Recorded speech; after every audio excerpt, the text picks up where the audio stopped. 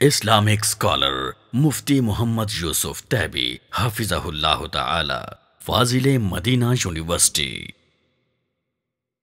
بسم اللہ الرحمن الرحیم۔ اب سوال یہ پیدا ہوتا ہے کہ ڈرگز اور منشیات اور یہ سب چیزیں جو لینے کے عادی ہیں، قرآن کی آیات سے سمجھا دیا، احادیث سے سمجھا دیا، تو اس کا علاج کیا ہے، کیسے اس کا علاج کیا جائے؟ اسلام کا جو کسی بھی برائی کو روکنے کا طریقہ ہے وہ دو چیزوں ہیں۔ ایک تو دو چیزوں سے ہوتا ہے، ایک تو آپ ترغیب اس کو دیں کہ یہ کام نہیں کرو گے تو یہ ملے گا، جنت ملے گی، اعلیٰ مقام ملے گا، اور دنیاوی حساب سے یہ فائدہ ملے گا، وہ فائدہ ملے گا، اور دوسرا یہ ہوتا ہے کہ اس کو ترغیب کی جائے کہ یہ نقصان ہوگا، تو دنیاوی حساب سے اس کو نقصانات کی آگاہی دی جائے، اور آخرت کے حساب سے اور دنیاوی حساب سے اس کی سزا کا بھی، کہ حکمران کو اللہ تعالیٰ نے حکم دیا ہے کہ وہ ایسے لوگوں کو 40 یا 80 کوڑے مارے، اور آخرت میں ایسے لوگوں کو جو سزا ملے گی، رسول اللہ صلی اللہ علیہ وسلم فرماتے ہیں کہ جو شخص دنیا میں شراب پیتا ہے اس کو آخرت میں نہیں ملے گی۔ تو 50 سالہ زندگی کی بدبودار شراب اور 50,000 سالہ زندگی اور اس کے بعد ہمیشہ کی جنت، اس میں شراب کی نہریں، لا یصدعون عنہا ولا ینزفون، جس سے نہ سر گھومے گا، نہ نشہ ہوگا اور نہ سر درد ہوگی، اور بلکہ وہ خیر ہی خیر والی شراب ہوگی۔ تو ترغیب اور ترہیب دونوں چیزیں ہونی چاہیے۔ اسلام صرف منتیں نہیں کرتا بلکہ سختی بھی کرتا ہے۔ کوئی شخص بدکاری کرتا ہے تو آپ بدکاری کے اس کو نقصانات بیان کرو اور نہ بدکاری کرنے کے فوائد بیان کرو، اور ساتھ ساتھ اس کو 100 کوڑے بھی لگاتے ہیں حکمران اور قاضی اور جج، جس سے وہ جو روکنے کے اسباب ہیں وہ ڈبل ہو جاتے ہیں، اور اس سے پھر برائی رک جاتی ہے اللہ کے فضل سے، یا بہت منیمائز ہو جاتی ہے۔ تو اس کے بارے میں ہم دیکھتے ہیں کہ اس کو کیسے روکا جائے۔ نمبر 1 تو یہ کہ ہمیں اسباب پر غور کرنا چاہیے کہ اسباب اس کے ہیں کیا۔ تو اگر سروے کیا جائے، جن لوگوں نے سروے کیا تو ان کے مطابق یہ ہے کہ بعض لوگ کہتے ہیں جی ڈرگز لینے سے، ایک آدمی پڑھ رہا ہے، میڈیکل پڑھ رہا ہے، نان میڈیکل پڑھ رہا ہے، وہ کہتا ہے جی میں اپنی کتاب پر فوکس زیادہ اچھا کر سکتا ہوں، مجھے اس کا فائدہ ہو جاتا ہے۔ تو ایک آدمی گراؤنڈ میں کھیل رہا ہے یا کوئی جمناسٹک کر رہا ہے، تو وہ کہتا ہے جی میں یہ پی لوں تو میری طاقتیں زیادہ ہو جاتی ہیں، میں وہ جو کام کر رہا ہوں دوسروں سے زیادہ اچھا کر لیتا ہوں۔ تو بات یہ ہے کہ اللہ تبارک و تعالیٰ نے ان چیزوں کے فائدے کا انکار نہیں کیا۔ ہم بھی مانتے ہیں بھئی تیرا فائدہ ہے، ایسی بات۔ اللہ فرماتے ہیں اثمہما اکبر من نفعہما فیہما اثم کبیر ومنافع للناس، جوئے اور شراب میں بہت بڑا گناہ ہے اور لوگوں کے فائدے ہیں، لیکن جب ہم انالیسز کرتے ہیں تو اثمہما اکبر من نفعہما، ان کا گناہ جو ہوتا ہے وہ فائدہ سے زیادہ ہوتا ہے، نقصان زیادہ ہوتا ہے، تو اس لیے ہم اس کو منع کر رہے ہیں۔ تو جو طالب علم یہ سمجھتا ہے یا جو کھلاڑی یہ سمجھتا ہے کہ میں اس وجہ سے کر رہا ہوں، تو اس کو یہ سمجھ لینا چاہیے کہ تیرا رب تو اس سے زیادہ انالیسز کر سکتا ہے، اور اس کا تیرے پاس تو ایک انالیسز یا ایک علم ہوگا جو تجرباتی ہوگا، اللہ کے پاس تو بصیرت ہے، وہ تو ہر چیز کو جاننے والا ہے، اور تیرا وہ خیر خواہ بھی ہے۔ وہ فرما رہے ہیں کہ میں تجھ پہ حرام کر رہا ہوں تو یہ غلط ہی ہے، یہ تیرے لیے فائدہ مند نہیں ہو سکتا۔ ایک شخص نے پوچھا کہ جی میں ایسی دوائی کھاؤں تو مجھے فائدہ ہوتا ہے جس میں شراب ڈلتی ہے، تو رسول اللہ صلی اللہ علیہ وسلم فرماتے ہیں ان اللہ لم یجعل الشفاء فی حرام، اللہ تعالیٰ نے حرام چیز میں کوئی شفا نہیں رکھی۔ بظاہر آپ کو نظر آئے گی لیکن اس کا جو الٹیمیٹ رزلٹ ہے وہ غلط ہی ہوگا، نقصان ہی دے گا۔ وہ ایک بیماری میں بظاہر شفا یا ریلیکسیشن یا جو آپ کہتے ہیں فوکس کو آپ کو ملتا ہوگا، لیکن اس کے 10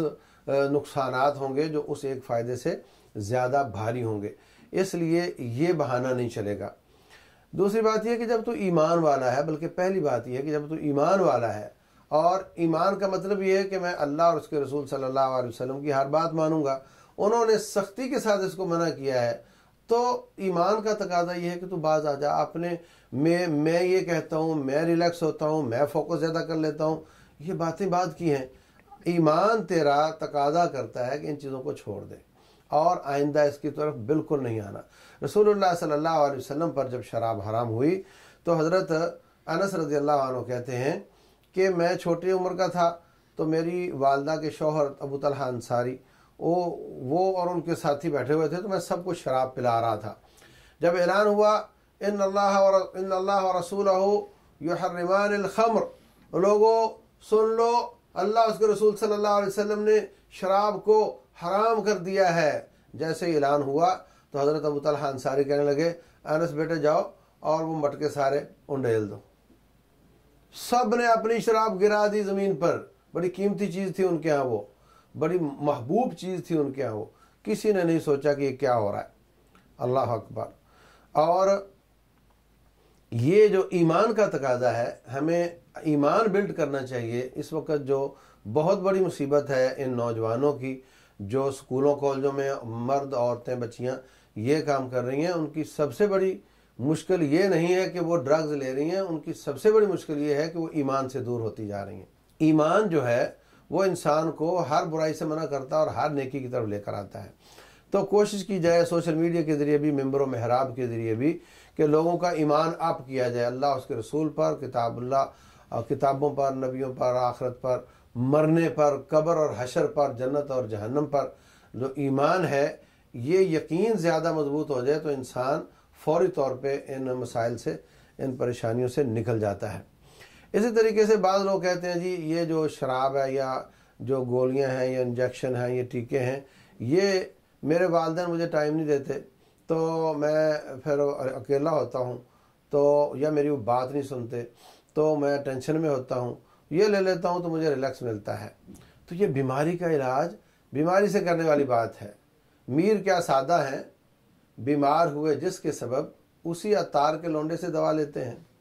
تو یہ تو بیماری کا علاج بیماری سے کرنے والی بات ہے۔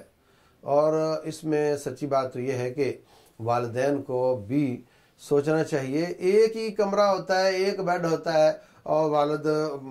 سوشل میڈیا پہ کسی کے ساتھ چیٹ کر رہا ہے اور بیوی کسی کے ساتھ چیٹ کر رہی ہے، اور جناب بچے اپنا اپنا لے کر بیٹھے ہوئے ہیں، بچوں کو وقت نہیں ملتا۔ تو یہ لیٹ نائٹ آتا ہے۔ کیوں لیٹ نائٹ آتا ہے بھائی؟ اس لیے کہ گھر کے خرچے پورے نہیں ہوتے تو میں اوور ٹائم لگاتا ہوں، اور وہ جب آتا ہے تو بچے سو چکے ہوتے ہیں، اور جب یہ بچے اسکول جاتے ہیں تو یہ سو چکا ہوتا ہے، اور ان کی ملاقات ویکینڈ پر ہوتی ہے۔ یہ بہت بڑا المیہ ہے، ہمیں اس کا حل نکالنا چاہیے۔ بیوی کو چاہیے کہ وہ یہ کہے کہ میں اپنے اخراجات کم کرتی ہوں، اپنے کپڑے، اپنا کاسمیٹکس اور میں ادھر ادھر کی چیزیں کا اخراجات کم کرتی ہوں، مجھے وہ 8 گھنٹے والی جو آپ کی ڈیوٹی ہے نا اس کی تنخواہ کافی ہے، مجھے نہیں زیادہ پیسے چاہیے، لیکن مجھے آپ چاہیے، آپ آ جا کرو وقت پر، بچوں کو دیکھیں، بچوں میں بیٹھیں، ان میں احساس محرومی کم ہو اور وہ اس طرح کی مصیبتوں میں نہ جائیں۔ ایک تو ان کو وقت نہ دینے کی وجہ سے ایسا ہوتا ہے، نکل گیا جناب امریکہ چلا گیا، برطانیہ، کویت چلا گیا، اور وہاں 5 سال کے بعد آیا، تو کیا بنے گا ایسے خاندان کا جس کا جو سربراہ ہے وہ سر پر نہیں ہے؟ بہت بڑی بڑی بیماریاں جنم لیتی ہیں اس سے۔ وہ وہاں بے راروی کا شکار ہو جاتا ہے، یہ یہاں بے راروی کا شکار ہو جاتی ہے، اولاد الگ سے برباد ہو جاتی ہے۔ تو تھوڑے پہ گزارا کرنا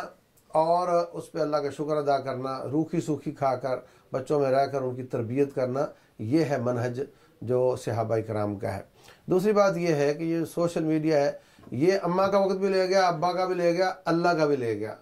بیوی کا بھی لے گیا، شوہر کا بھی لے گیا۔ اس سے ہمیں اس کو اعتدال پر لانے کی ضرورت ہے۔ اگرچہ اس کے ایسے فوائد بھی ہیں جو ہمیں مجبور کرتے ہیں اور ہم اس کو چھوڑ نہیں سکتے، تو کم از کم اس بے لگام گھوڑے کو لگام تو دینی چاہیے۔ اس کا کوئی خاص وقت ہو جس میں کوئی 4 میسج دیکھنے تو دیکھ لیے جائیں۔ ہر وقت یہ نہیں ہونا چاہیے کہ آخری کام بھی رات کے وقت یہی اور صبح اٹھنے کے بعد بھی پہلا کام یہی ہو، ایسا بالکل نہیں ہونا چاہیے۔ ہمیں ہر پیپر میں پاس ہونا ہے، ہمیں بچوں کو بچوں کا وقت دینا چاہیے، بیوی کو بیوی کا وقت دینا چاہیے، شوہر کو شوہر کا وقت دینا چاہیے، والدین کا خیال، اللہ تبارک و تعالیٰ کے ہم بندے ہیں اس کی عبادات کا خیال، اور اس میں سے تھوڑا سا وقت اگر جو کونے خدرے میں اس کو استعمال کر لیا جائے، ورنہ اس کو ٹیلی فون کرنے کی حد تک رکھنا چاہیے۔ اس نے تو زندگی برباد کر دی ہے، یہ تباہی کی طرف ہمیں لے جا رہا ہے، اس کے استعمال کو کم از کم کرنا چاہیے، اور اسی کو یوٹیلائز کر کے ہم ڈرگز کے استعمال کے خلاف بھی کام کر سکتے ہیں۔ یہ میں آپ سے بات کر رہا ہوں، آپ اسی کلپ کو اسی سوشل میڈیا کے ذریعے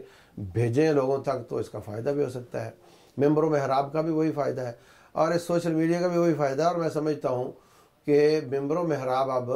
اتنا افیکٹو نہیں رہا، کیونکہ یہ لڑکے جن کی ہم بات کر رہے ہیں وہ تو وہاں آتے ہی نہیں ہیں، تو وہ ریکارڈنگز اور وہ کلپ ان کے وہاں سے کاٹ واٹ کر ایڈٹ کر کے ہمیں سوشل میڈیا کے ذریعے ان بچوں تک، ان لڑکیوں لڑکوں تک پہنچانے چاہیے جن پر اثر اس وقت صرف اس موبائل کا ہو رہا ہے اور کسی چیز کا نہیں ہو رہا. تو اس طریقے سے یہ سوشل میڈیا، اس کا مثبت استعمال بھی ہو سکتا ہے اور ممبر و محراب بھی اپنا کردار پیش کر سکتا ہے. سب سے زیادہ ایمان بلڈ کرنے میں ہمیں محنت کرنی چاہیے، اور جب ایمان بن جاتا ہے، ایمان کی پچ پر اتنا کہنا ہی کافی ہو جاتا ہے کہ اللہ تبارک و تعالیٰ نے منع کیا ہے، تو وہ آدمی باز آ جاتا ہے. اللہ تبارک و تعالیٰ سمجھنے اور عمل کرنے کی توفیق دے.